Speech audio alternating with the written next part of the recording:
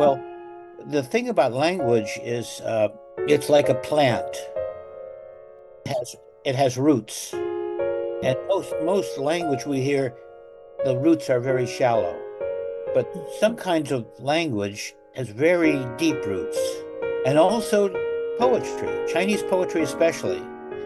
So the poem that you see on the page, there's a lot that you don't see.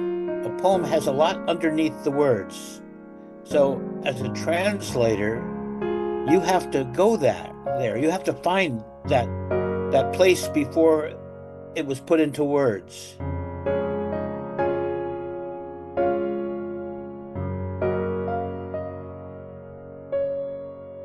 Today, we are honored to have invited the famous sinologist and translator Bill Porter to accept this exclusive interview with our Sichuan Daily. Welcome, Mr. Porter, and I'm so glad to see you here and to have this interview with you. Wonderful.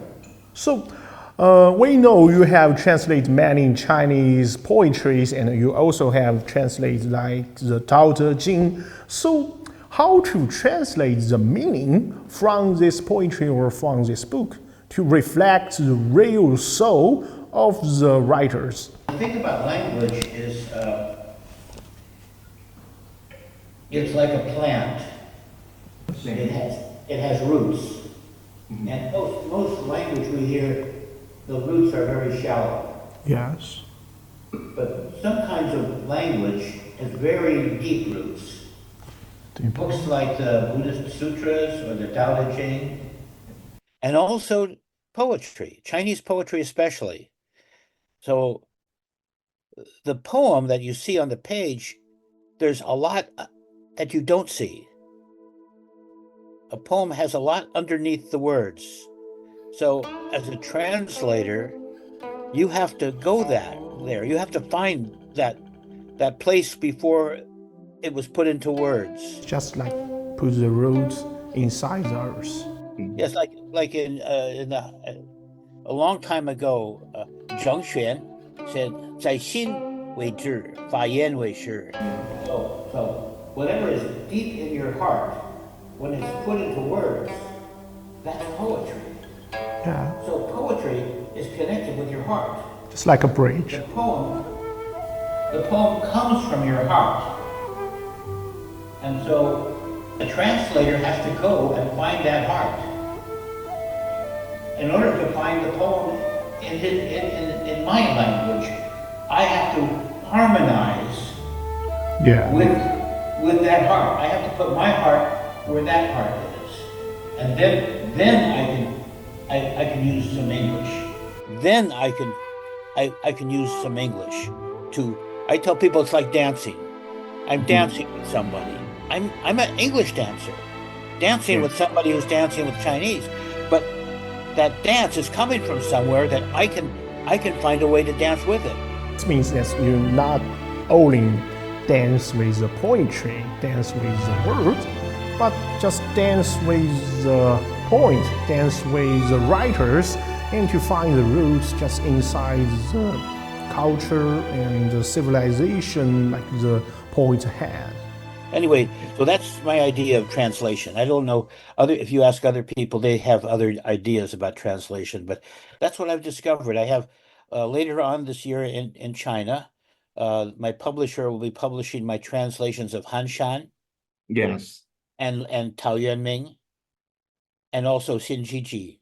Oh, Xin Qiji. And you know, like Xin Qiji is a powerful and strong and free style. It's not like Li Qingzhao or Han Shan, they are a romantic style. They are just like the two sides of the moon. So why you change your point to Xin Qiji? Oh, because I discovered his heart. It's all about the heart.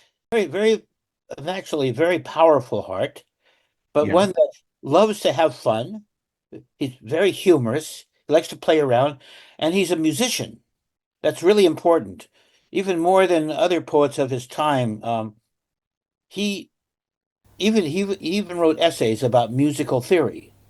Yeah, and not just that. No, but he wrote about the ideas of music as like essays about what is music, and how is what does it function in a zi? Because because Xin Qiji was really good at writing zi, at lyric poetry, with music. And but now, of course, we don't know what the music is. But anyway, that's why I was attracted to Xin Qiji, because at first I didn't pay any attention to him. And then I read some of his poems, and I realized he had a really deep, profound heart, and he loved to have fun. And that's what I love in a person. Somebody has a very deep heart, who loves to have fun. That's my kind of friend. And so Oh. so I made friends with him. I became his friend. I've already finished the English. My English translations have already been finished, but Oh, so have you translated the very famous 词 from Xin Qiji, like the 青玉案缘兮? oh yes, of course. So can you read it for us? In the east wind last night, 1,000 trees burst forth, shower down a rain of stars, jeweled horses, carriages, and incense filled the road. The tremulous sound of a phoenix flute, the transforming glow of a jade vase. All night the lantern swayed, and she, of the moth eyebrows and flower-decked hair, of laughter that beguiles, and the subtlest of perfumes, whom I have searched for in crowds 100 times, as I turned my head, she was there, where the lantern light was faint. Wow, she was there.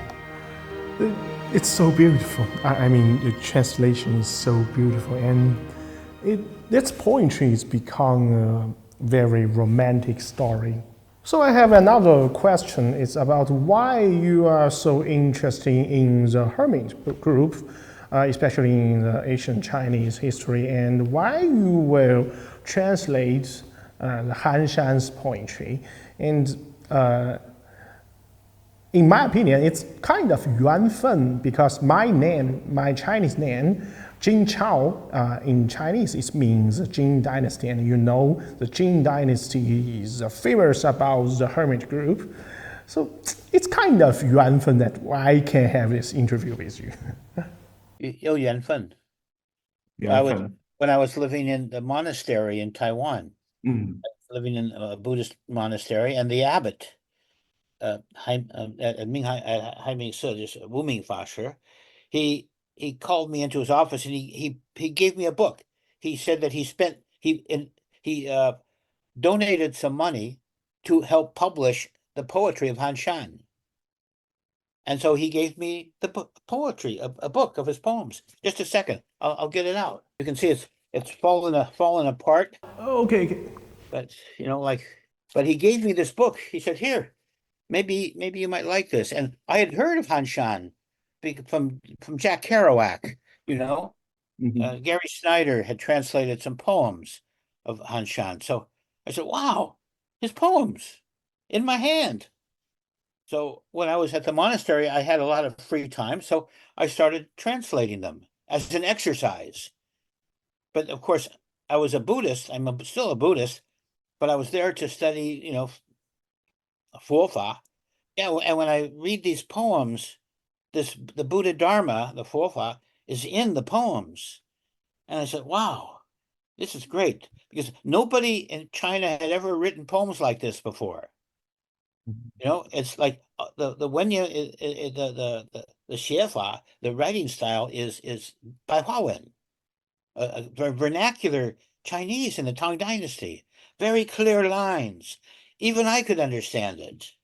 And so I began translating it because it was so easy, because it was simple, and it was about Fofa, about the Dharma.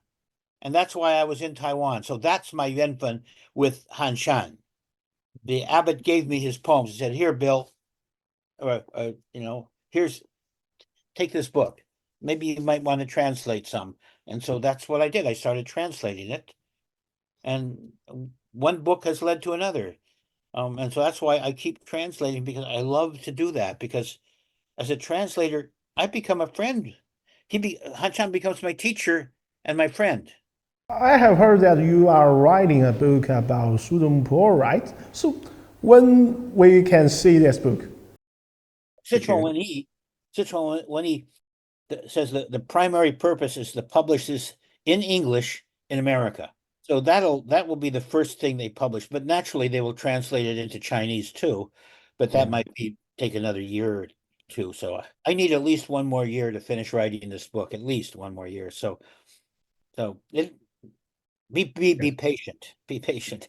Yes, I really hope we can see you in Chengdu and we can see your book in 2026. Okay, well, I will definitely come there when I finish the manuscript. But again, I think I'm just doing a rough draft right now. A rough draft. So I probably won't be finished with the rough draft until June of next year. So probably December of next year, I think I should be done. I really hope we can meet each other.